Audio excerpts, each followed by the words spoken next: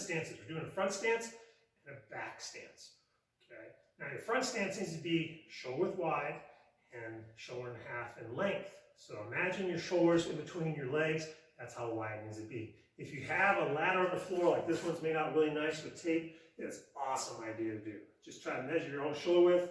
Usually like a 12 by 12 box works great. If you got little kids, maybe a little bit smaller. Okay? So in other words, what we're trying to do is we're trying to put one foot out on each side of that ladder, sink the hips down nice and low. All right? This is where we want to be. All right? So now from here, to make that down block, we're always going to be blocking with our lead hand, our front hand in other words. So what I want you to do is I want you to take your front hand like you're slapping yourself in the face. You can imagine that. Right? Other hand's going to come across. Now we're using this bottom hand for two purposes. We're using it, one, to maybe deflect something that's coming in towards our body, but also to protect the center line of our body. And it's really important. I see a lot of people block like this, which is great, but the problem is nothing's guarding here. Your other hand's down here somewhere, right? Not a great idea. So here, come up and down. Right? That's the basic motion of it. Now later on we'll work on getting more power to it by snapping your hips and that kind of thing. But right now, just work on the hand motion. Get that chamber and block down. It should be slightly inside your knee, about 6 inches and about 4 inches above your leg. If that makes sense. Other hand comes all the way back to your hip, nice and tight. All right. So one more time, come up and block. All right. Up and block. Now as we're moving, we're going to be staying low in this good front stance. Opposite hand's coming up this time. So we're slapping ourselves in the face again, right? So we're coming up here, staying low. Both knees are bent. That's how we stay low. And then step out and block. All right? Again, chamber up by your face and down block. All right? Remember, very important, keep it inside. This is where it can do some good. Out here or even wider, your whole body's wide open. So one more time, we're going to come up as we step in, feet are bent, step out, and block. We can do this going forward or going back. Either way. All right? Stay low and blocking. Okay, once more, up and block. Okay, go ahead and knock that out at least 10 times each side. Okay, remember to stay low if you're moving. If you're just brand new at this, just work from here. When I have one position, getting the chamber down to the point where I don't have to think about where my hands go. I'm automatically bringing that hand up like I'm slapping myself. Other hand's protecting the center and down. Okay, work it, go. Okay, once you've accomplished this, 10 times each side, you got it pretty smooth. Let's move on. We're gonna do the same block with different stance. Now we're gonna be going to what we call a back stance. Okay, a back stance looks a lot like the letter L, if you can picture that. All right? So what I'm doing is, I'm basically staying on one line. My lead foot's on the line, my rear foot slides back. Most of my weight is on the rear leg, which is why it's called a back stance.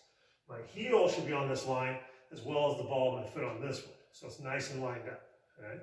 Back straight as possible. Do not do this. A lot of people do this because they don't have proper balance or they lack a little bit of strength. Work on this staying here. All right? Again, your front hand's the one that's blocking. Bring it up and down. Now this stance is a very sideways position. I'm not squared up like I was before in that front stance. Very sideways, minimizing the target availability to whoever's trying to hit me. So bring it up and down. All right? Again, like you're slapping yourself, this guards. We could also be grabbing and blocking. All right? Up and down. Get the breathing. Breathing is important. Now as we move, your back hand's going to come up. Feet will come in together. We'll turn sideways on the line and block. All right, maintain a good back stance position. All right. Once more, chamber up and block. Nice down block again. Keep it inside the knee, not on the knee, not out here. Inside about 6 inches, about 4 inches above the leg. All right. Okay, once more, we'll do it going backwards this time. Chamber up, back hand's gonna be the blocking tool. Stay low and block. All right. Once more, up, stay low and block. Good. Okay, go ahead and knock that out again. 10 times minimum each side. Work it slow. I suggest you do at least 10 preferably 20. If you're really dedicated, want to be super good at black belt level, do it 30 times. 30 times, I know it's a lot, but it'll be worth it in the end. Okay, work it, let's go. Let me know when you're done. I can't hear you. That's just over. Okay, so now, downward block. If we're just learning it from the very get-go, we don't know our front stances, we don't know our back stances, just do it standing up. There's a regular standing position here. Okay, so take your blocking hand, whichever one you want to use, bring it up and down. Okay? Other hand, up and down.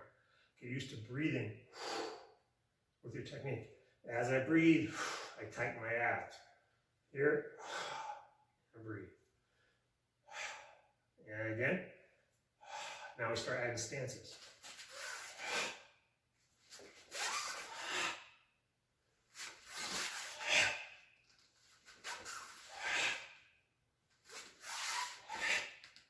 You can switch stances at any time.